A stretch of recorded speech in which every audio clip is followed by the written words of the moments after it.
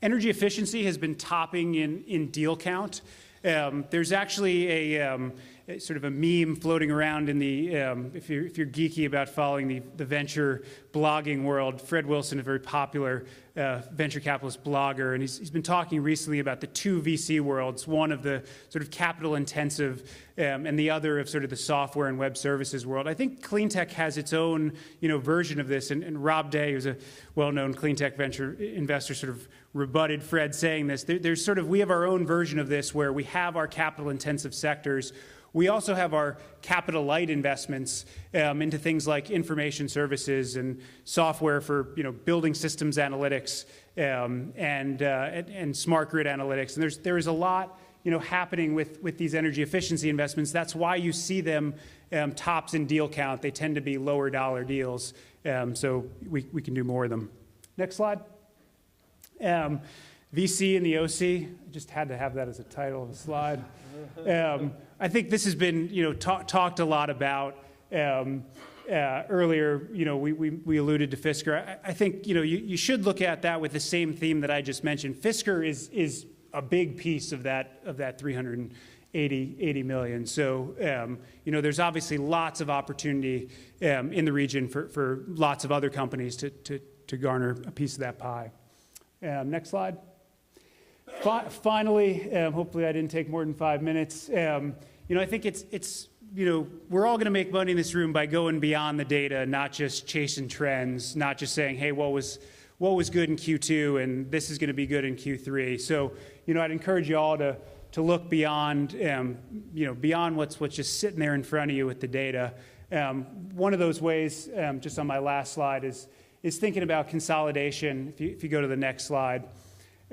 Just thinking about consolidation in some of these markets, there's a lot of complexity. This is just looking at the building efficiency world. You've got markets where big incumbent global companies like Honeywell and Siemens and Johnson Controls are competing with startups, producing kind of right markets for acquisitions, right markets for sort of greenfield opportunities. So hopefully we'll spend this dialogue looking for where some of those opportunities are and help you find some of them as well.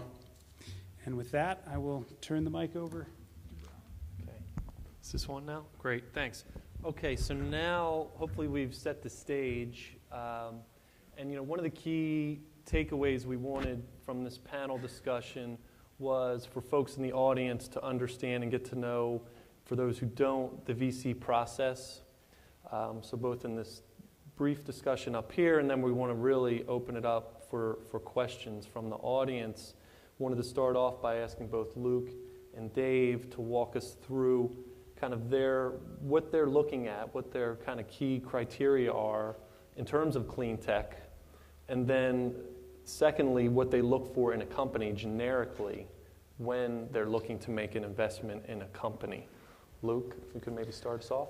Sure, yeah, thanks, Brian. I appreciate the opportunity to be with everyone today. Like Brian had mentioned earlier, Creighton Equity Partners, we're about a $200 million clean technology fund that's based in Los Angeles, and we've committed to 9 companies up to this point.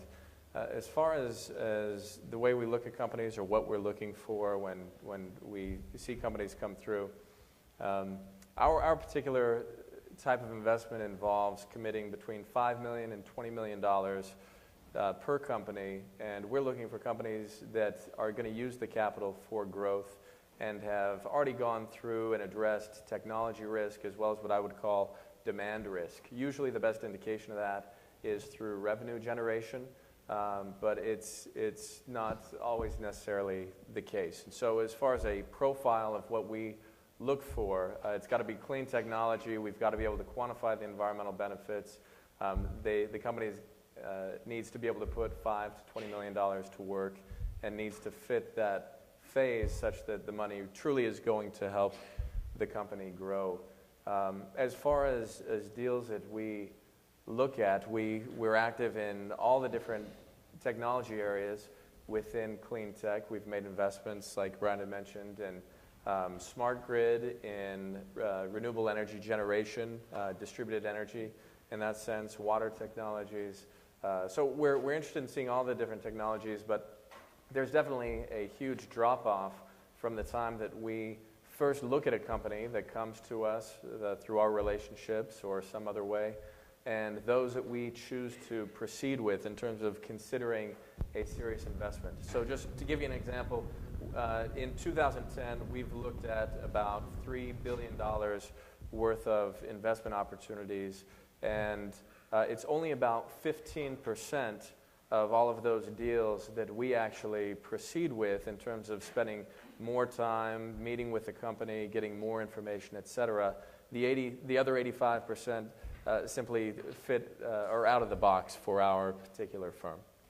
How many would you say of that 15, of the 85% go beyond looking at a business plan to a call, then a meeting? Sure. How would you break that 85%? Yeah, great question. I think of the 15% remaining, after if we're looking at 100 deals, the 15 that remain, then about 6 or 7 of those will go on to a term sheet where we make an offer to make some type of investment, and that's usually after about a 2-month period in really just getting to know the company and understand the business. The points that we're very interested in are the business model and the revenue model. We're very interested in the strength of management.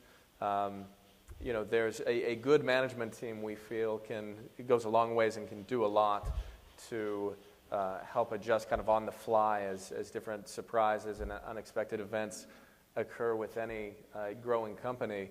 But even the best business model or technology is often doomed with a very poor management team, let's say. So about half of the companies that we would proceed with, we'd eventually get to a term sheet, and then let's say another half of those we would end up committing to through an investment. So the 85% is pretty quickly that it's not for you. Sure. And it's challenging, I think, especially being in the entrepreneur's position, because it may not be a fit for Crate Equity Partners, but it may be a fit for a venture capital firm that's investing at an earlier stage of development, let's say, or if they're trying to secure very large amounts of capital, it may be more appropriate for project finance type investors, such as the large banks that are out in that market and other larger private equity firms than we have. So it's always, I think, for any entrepreneur, so much of it comes down to fit, and I'm sure Dave's had some similar experiences in that sense. Yeah. Dave? Well, when we first started, we didn't have a lot of money under management, so we bootstrapped ourselves along with the companies that we invested in. And we did early stage deals because we could get in at very low prices, and we tried to stay with them as long as we could, and as we raised more money, we would continue to support them, and we'd try to bring in other investors. And we have found how time and labor consuming that process is, and we've moved more toward a slightly later stage model where, like Luke, we would like to see some demand demonstration, meaning just show me one customer, somebody who's bought it that I can talk to. And that's about the earliest stage at which we now get involved. Okay. And in terms of the number of deals you would look at on a yearly basis, how might it break down, similar to what Luke? Roughly similar. We haven't tracked it that closely. But I will say that this last 6 months has been the busiest I've seen since we've been operating in this sector. Okay. Well, that's a good, is that attributable to the recession? I would assume there's is there pent up? No, I think it's attributable to entrepreneurs realizing that there are huge markets out there that, with the right technology, people can create entities that'll solve problems and have a viability to them, and they're going for it, which is great. I mean, you ask about sort of the criteria for looking at companies, and we like to see 3 things: a disruptive and proprietary technology, which is addressing a very large and growing market and solving important problems. This is no slur or slam to my brothers in the Silicon Valley, but I mean, how many more games can you put on a mobile device? And I mean, what's the social utility of it? We think we're out there trying to, you know, save the world, basically, and we're trying to you know, deal with water purification and energy efficiency and energy storage and all of that sort of thing. So, I mean, we're tackling some pretty sophisticated, complicated problems.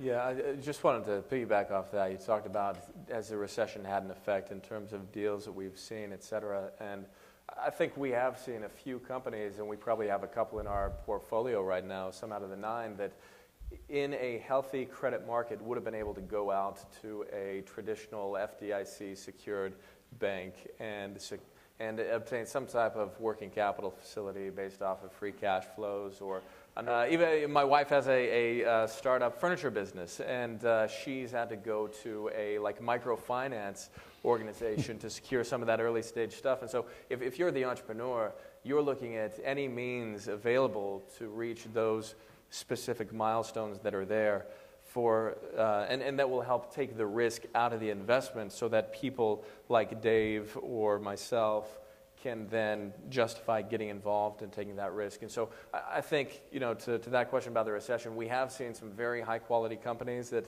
in a healthy credit market, we wouldn't have had the opportunity to put equity into that. They wouldn't have wanted to. Debt is typically much less expensive for you as an entrepreneur, for a company to take on.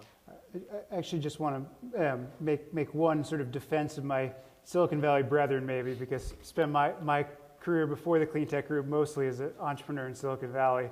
You know, I think I'd agree with David that Zynga is not going to change the world. You know, Farmville is not going to change the world. I think one of the problems right now in the clean tech industry, and you see it in the smart grid world with meters, is really translating what we're doing here in the clean tech sector to make it make sense for consumers. I think there are places where we're just sort of missing the ball in terms of translating how all this plays out and is meaningful in people's lives. So I think there is an opportunity for sort of the web services world and people who understand how consumers interact with technology to really, you know, come into the market and do some interesting things that help, you know, some of the more infrastructure related plays make an impact. You know, in the dot-com days, we'd say San Jose has got the steak and San Francisco's got the sizzle, because it was all about the sort of networking equipment vendors in San Jose and more of the flashy